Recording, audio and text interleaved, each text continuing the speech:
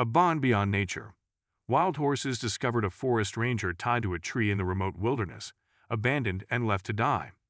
What these majestic creatures did next defied everything we thought we knew about animal compassion.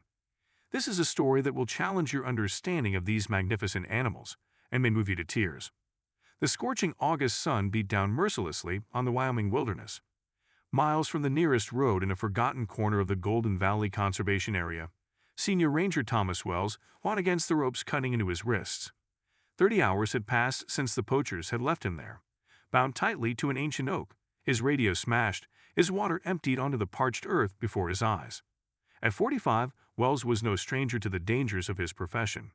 For 12 years he patrolled these protected lands, deterring poachers and safeguarding the wildlife that called this harsh landscape home. The wild horses were his particular passion, majestic symbols of freedom that faced increasing threats from those who saw them as either nuisances or profit opportunities. You'll have plenty of time to think about why you shouldn't interfere with a man's livelihood. The leader of the poaching ring had snarled as he tightened the final knot. By the time anyone notices you're missing, the only company you'll have will be the vultures. Now, as the second day of his abandonment wore on, Wells's situation had grown desperate.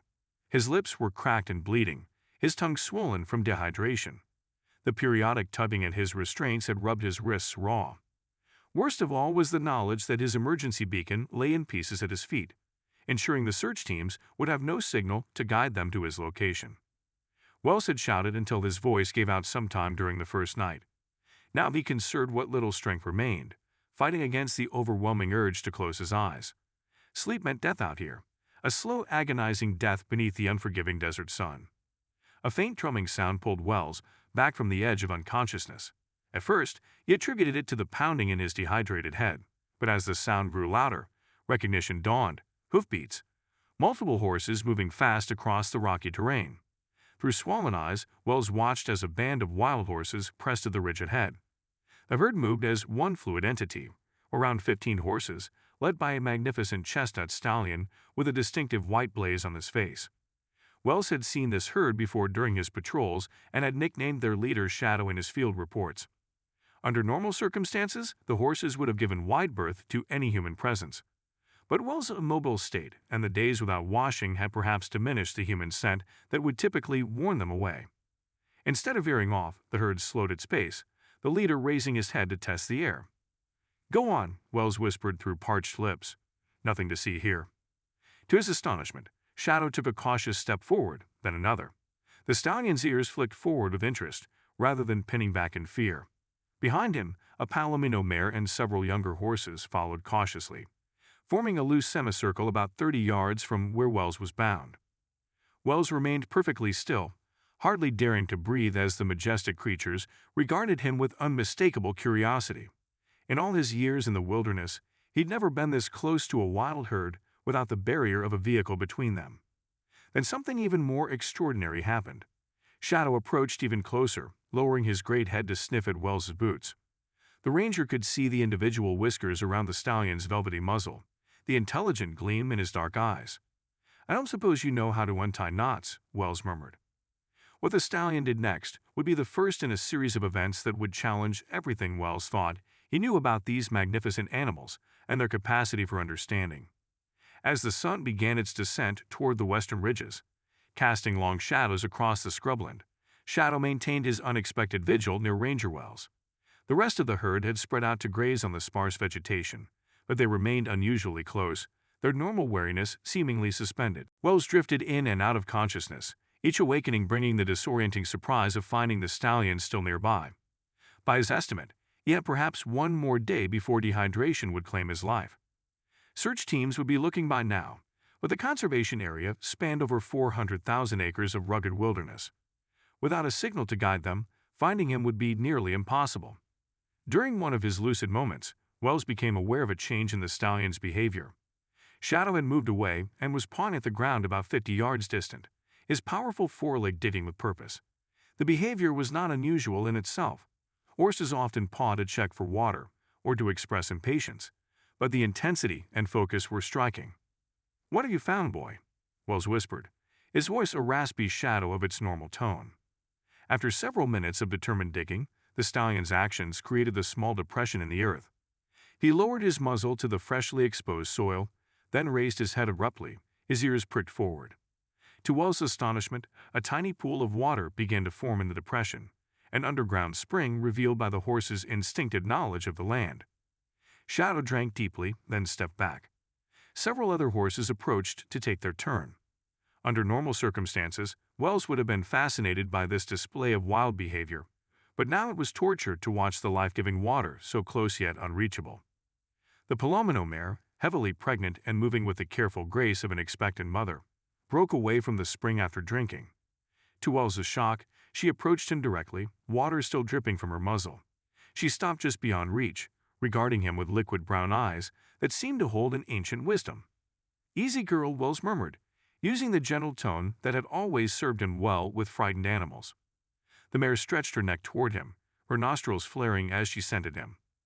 Then, in a movement so deliberate it could not be mistaken, she lowered her muzzle to his face.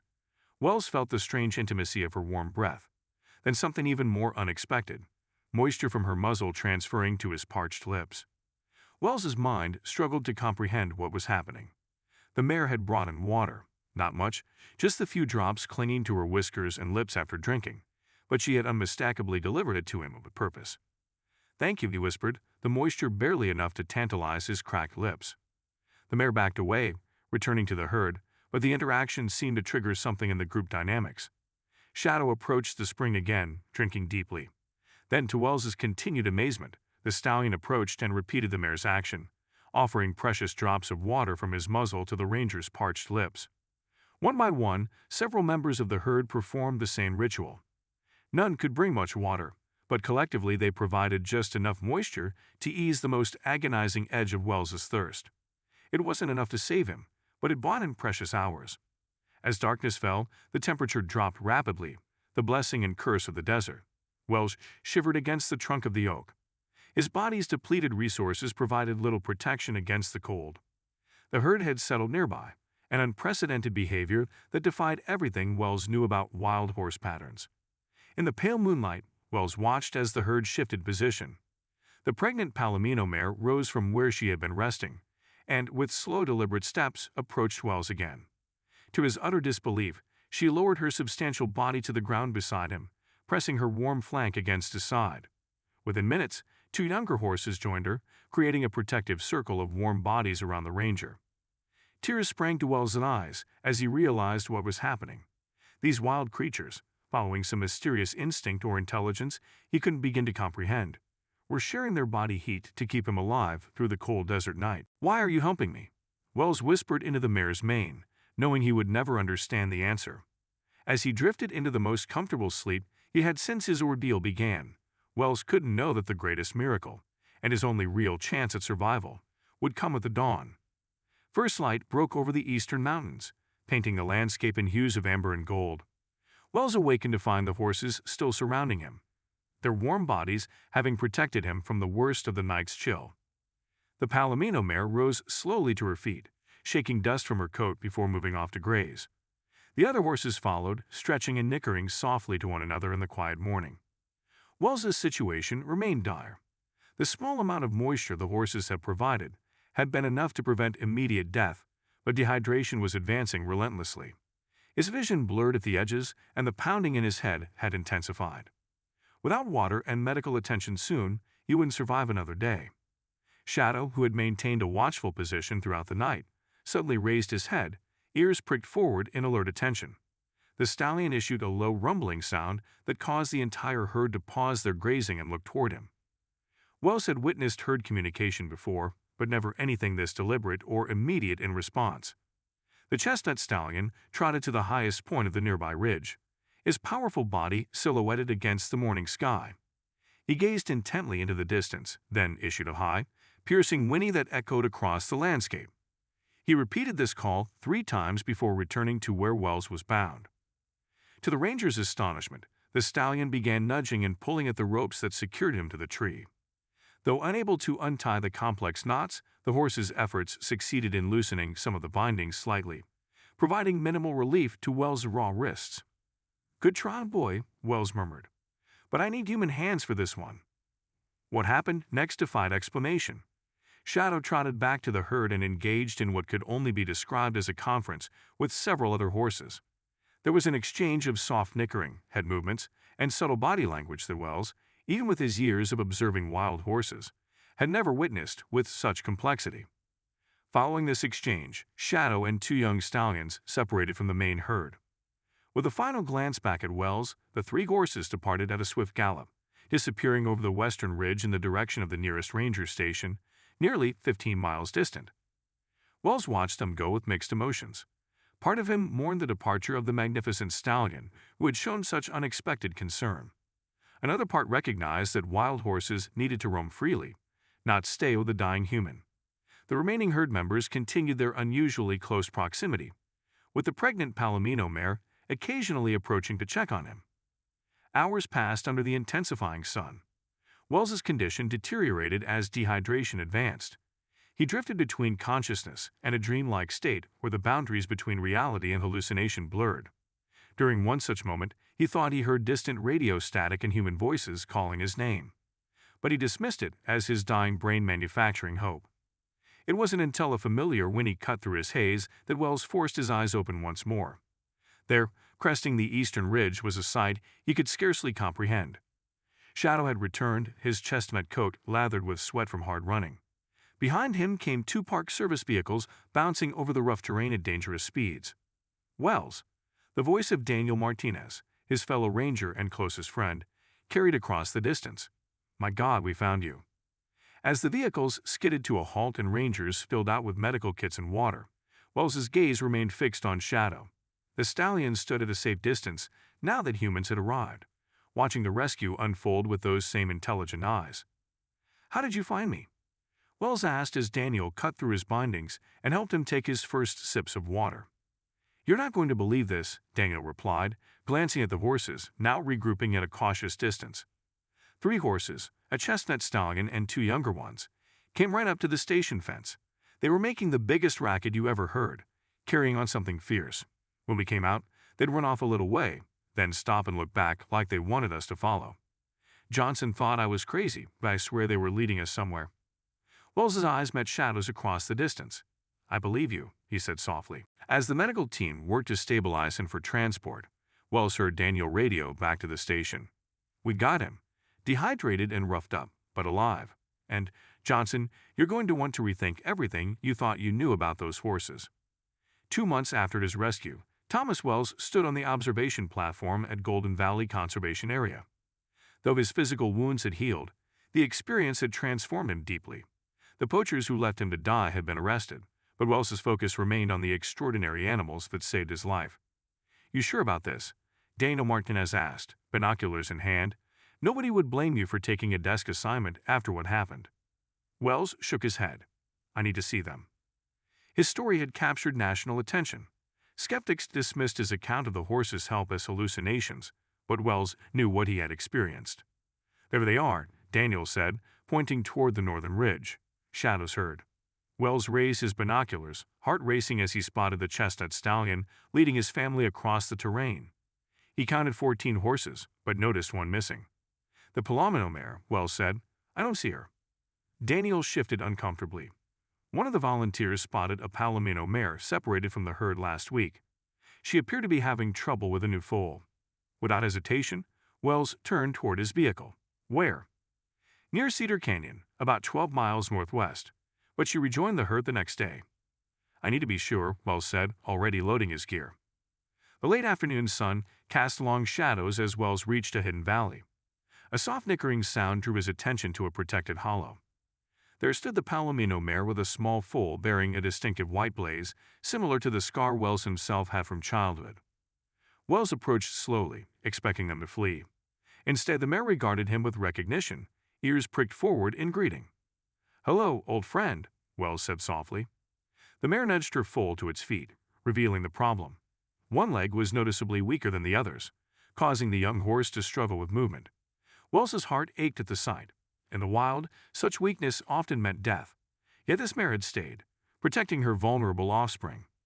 Wells removed a specialized veterinary supplement from his pack, a nutrient-rich paste designed to strengthen bones and muscles in young horses. "I'd like to help," he said, holding out his hand.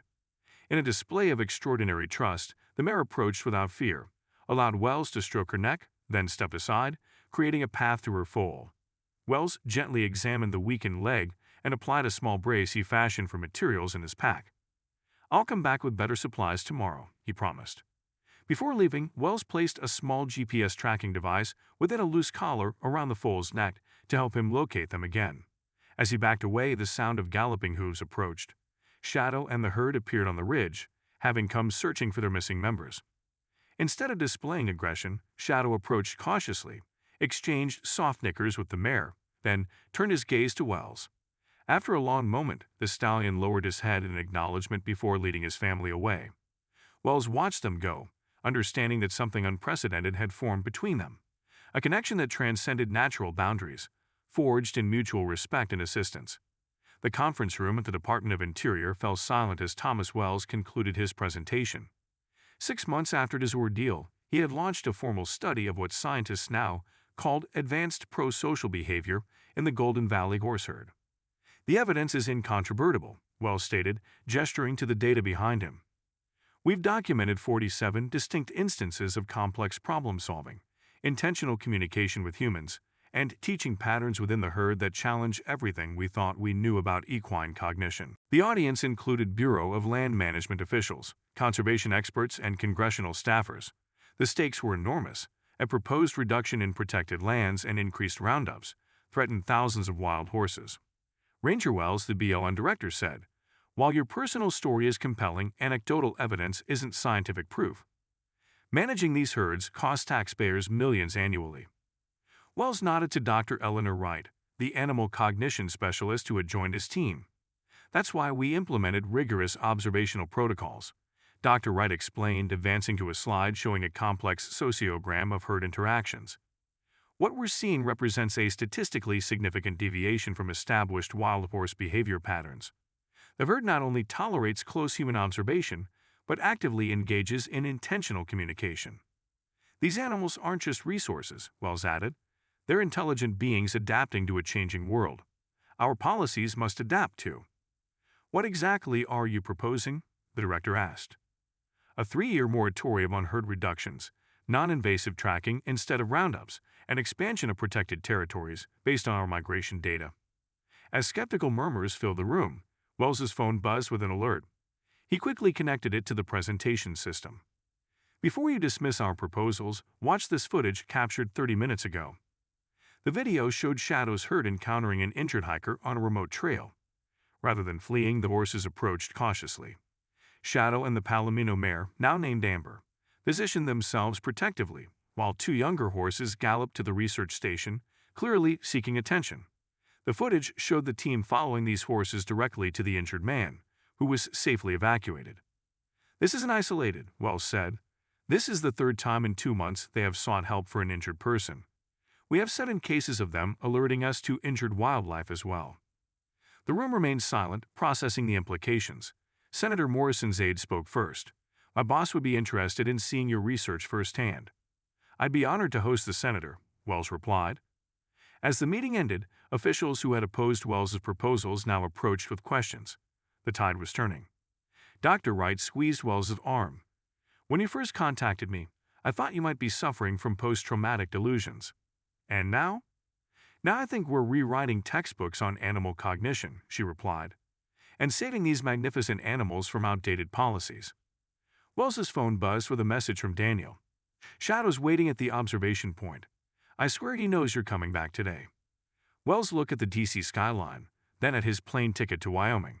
The real work, building a bridge between species, awaited him in the wilderness where he'd nearly died. And somehow he knew Shadow would be watching for his return. 1 year after his rescue, Thomas Wells stood in a secluded valley the research team called the Sanctuary. What began as a simple field study had evolved into something revolutionary. A protected zone where the extraordinary relationship between the Golden Valley horses and human researchers could develop naturally. Morning mist clung to the ground as Wells surveyed the scene. Several members of Shadow's herd grazed peacefully nearby, including Amber and her yearling Colt Spirit, whose once weak leg had strengthened to near normal function. The young horse bore the distinctive white blaze that mirrored Wells's own scar. "They're early today," Dr. Wright commented, joining Wells on their observation platform. "They must know it's a special occasion." Wells nodded. They always seem to know. Today marked the official opening of the Golden Valley Wild Horse Cognitive Research Center, a facility dedicated to understanding and protecting the remarkable herd that saved Wells's life. His seemingly fantastical story had developed into a groundbreaking scientific initiative, with university partnerships and new federal funding. "Senator Morrison's motorcade just passed the main gate," Dr. Wright said, checking her phone.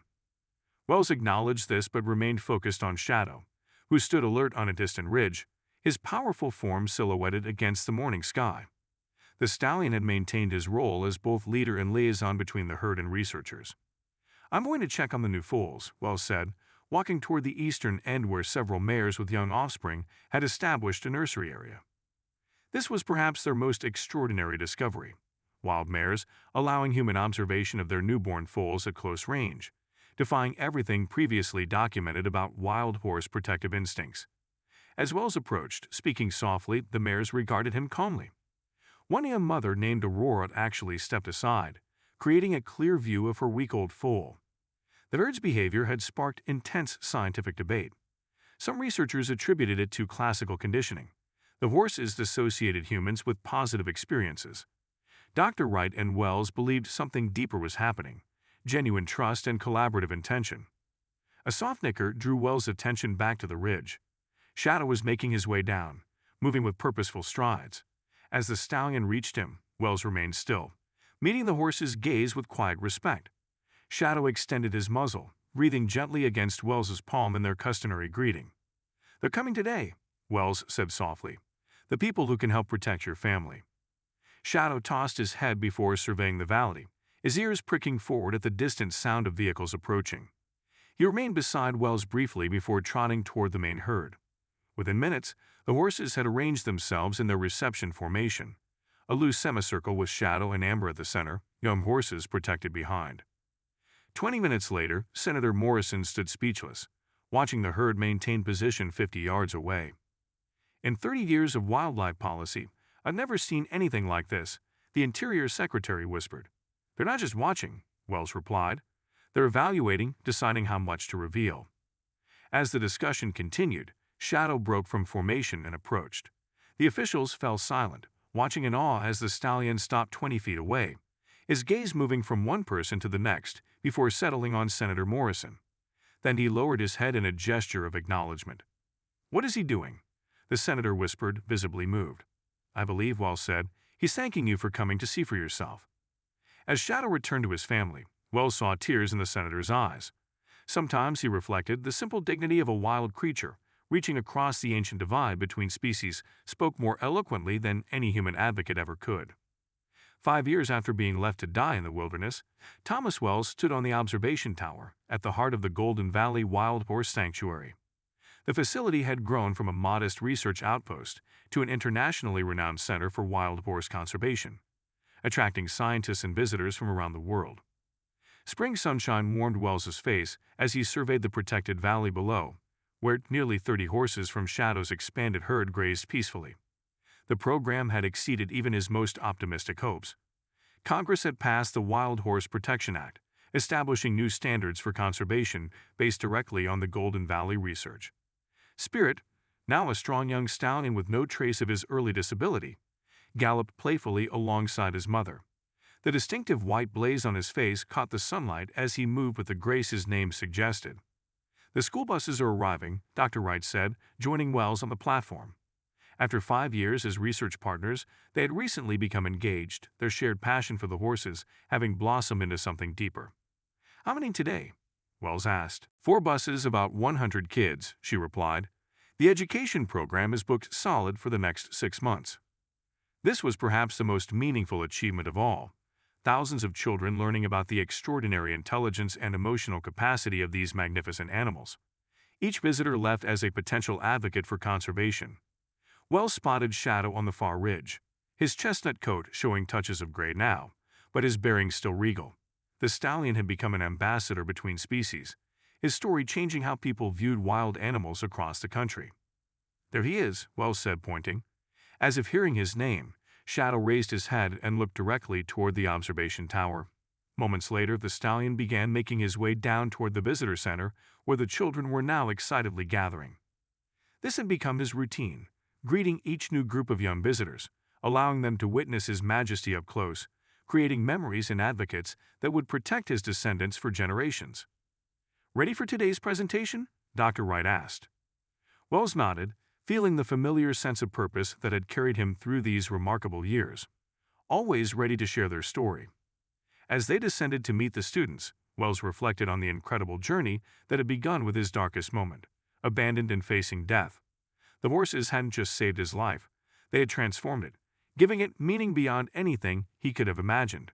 In saving him, they had ultimately saved themselves and thousands of other wild horses across the American West. Wells watched as Shadow approached the awed children, standing at a perfect distance, close enough to inspire wonder, far enough to maintain his wild dignity. "This is what they were trying to show us all along," Wells said softly, "that the boundaries we create between ourselves and the natural world exist only in our minds." As education, science, and policy continued to evolve around the Golden Valley model, the horses remained what they had always been: wild, free, and now finally truly understood.